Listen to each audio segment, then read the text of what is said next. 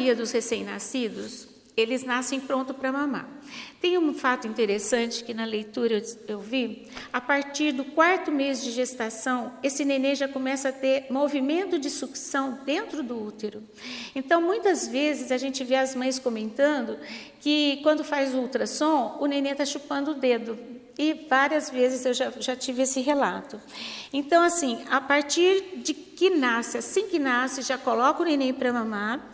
E nos primeiros dias ele tem o primeiro leite, que é o colostro. O colostro nada mais é do que a primeira vacina desse bebê, tá? Esse colostro é do 1º ao 5º dia de vida, depois vem para o leite de transição, que a gente fala, que é do 6º ao 15º dia de vida, e depois do 15º dia de vida aí é o leite maduro, que é o leite que vai ser até o final da amamentação.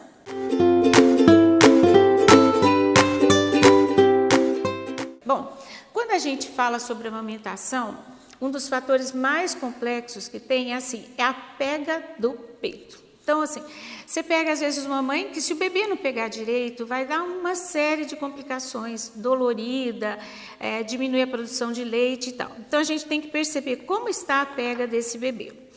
Primeiro, o queixo do bebê tem que estar encostando na mama, com o nariz destapado para o neném respirar. Segundo, a boca tem que estar aberta e ele tem que abocanhar a maior parte da auréola, e não do mamilo. Às vezes a mãe acha que é só a ponta do peito, não é a auréola inteira. Dessa forma, ele vai conseguir ordenhar esse leite. É possível até ver e ouvir o neném engolindo leite, é muito interessante. A pega não dói, porque se doer, está sendo feita uma pega errada. E ele começa primeiro com sugadas curtas para o leite descer, depois ele começa a fazer sugadas longas, né, porque o leite já desceu, então facilita. E ao terminar a amamentação, os mamilos devem estar arredondados. Às vezes até fica um pouquinho achatado, mas o mais normal é serem arredondados, certo?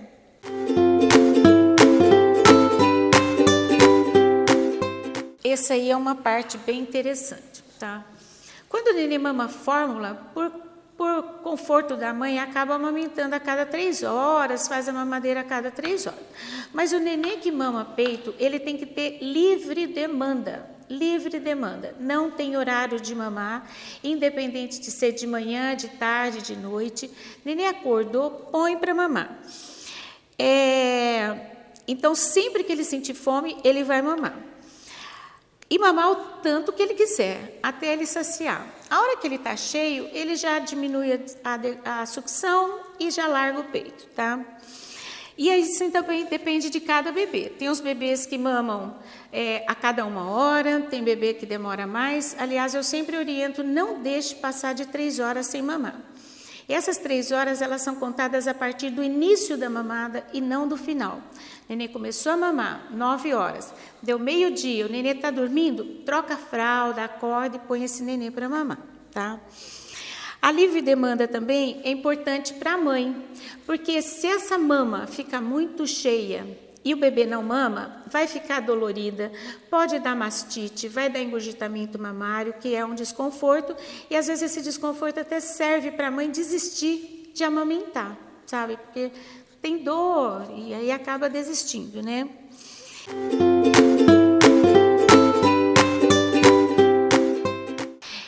A frequência dele mamar são muitas dúvidas, tá? Então, o bebê, como ele mama por livre demanda, ele vai mamar quantas vezes ele tiver fome, quantas vezes ele acordar, a mãe vai pôr para mamar. O que é comum é que o bebê começa a mamar e cansa. Aí mama pouquinho, daqui 1 hora ele quer mamar de novo. Isso chama livre demanda, certo? E ela produz assim uma série de benefícios para a mãe e para o bebê. Quando o bebê está dentro do útero, ele se alimenta continuamente pela placenta. Então, quando o bebê está dentro do útero, ele tem livre demanda. Quando esse bebê nasce, corta o cordão umbilical, para que eu tenho que dar mamar de horário? É livre demanda, continua a livre demanda, tá? Então, não existe esse controle de horário. Então, o bebê vai mamar quanto desejar, tá?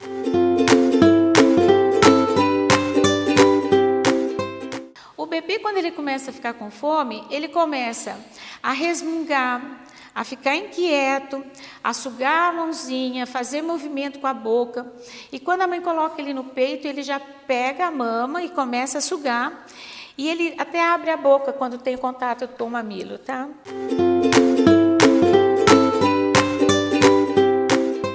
A média é de 20 a 40 minutos, tá? Em média, 20 a 40 minutos, tá? A cada 3 horas. E aí a gente tem alguns fatores que eu vou falar mais para frente para saber se está sendo suficiente a amamentação.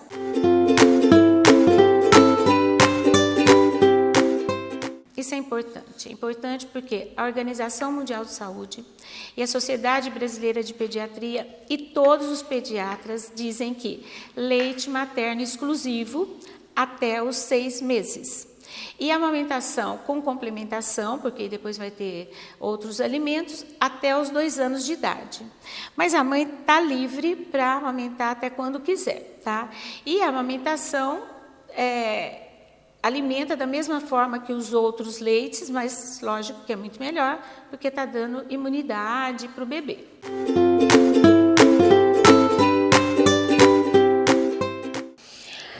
Cuidados dos seios, tá? Os seios devem ser bem limpos, bem saudáveis, higienizados. A mãe deve tomar no mínimo 3 litros de líquido por dia e descansar no intervalo das mamadas, porque o estresse, o não descansar também ajuda a diminuir a produção de leite, tá?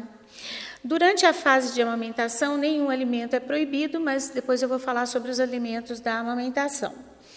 E ela deve receber ajuda emocional da família. Por quê?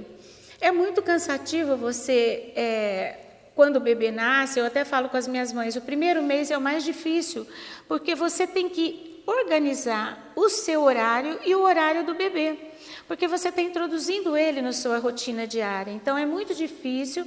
Às vezes eu vejo mãe estressada, dormindo mal, e coitadas, bem cansadas, mas que não desistem de amamentar, tá?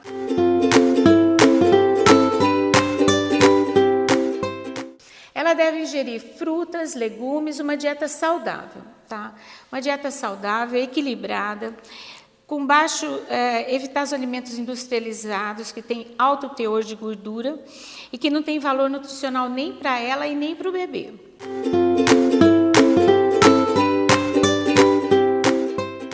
Um deles é o álcool, tá? O álcool, ele com 30 a 60 minutos depois da ingestão de álcool, a mãe tem no leite materno uma quantidade de álcool semelhante ao que tem no organismo dela.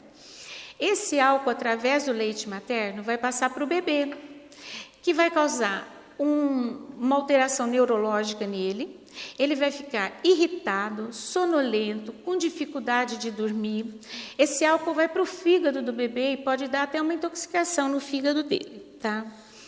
O segundo alimento é a cafeína, que tem no café, em refrigerantes, em energéticos, chá verde, chá mate, alguns chás, que também o bebê não consegue digerir a cafeína. Se ele não digere a cafeína, ela vai passar para o sistema nervoso dele também e vai dar dificuldade de dormir, dificuldade, irritabilidade, tudo.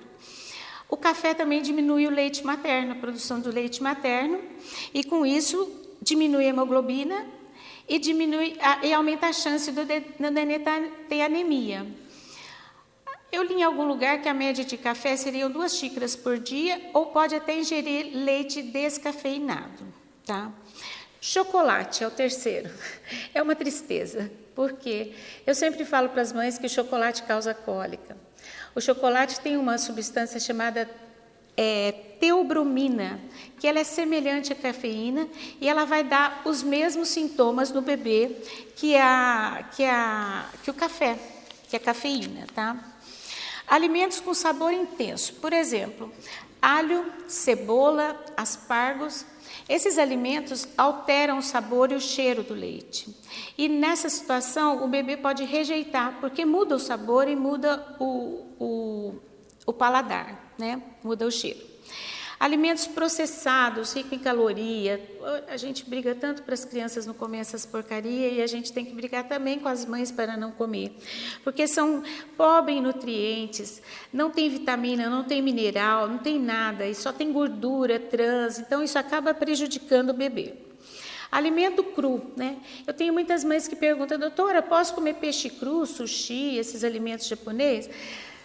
Poxa, esse alimento ele causa muita intoxicação. No que causa intoxicação, pode causar na mãe uma diarreia, vômito, pode desidratar essa mãe e, consequentemente, vai diminuir o leite. Não tem dúvida que vai diminuir o leite. Alguns tipos de chá de erva cidreira, orégano, pimenta, hortelã-pimenta, também pode dar efeito colateral no bebê e também diminuir a produção de leite materno. Alimentos que causam alergia, né? Então, assim, a gente tem leite e derivados, a gente tem os bebês que têm alergia à proteína do leite de vaca, que se a mãe ingerir, pode passar para o bebê e dar diarreia, sangramento no cocô da criança, né? Alimentos tipo amendoim, castanha, alimentos à base de soja são altamente alérgenos, então devem ser evitados. Aspartame também, né? No caso, um adoçante, o aspartame não é indicado porque ele produz fenilalanina. E os bebês que têm fenilcetonúria podem ter complicações por isso. Então, melhor é usar um adoçante natural tipo estévia.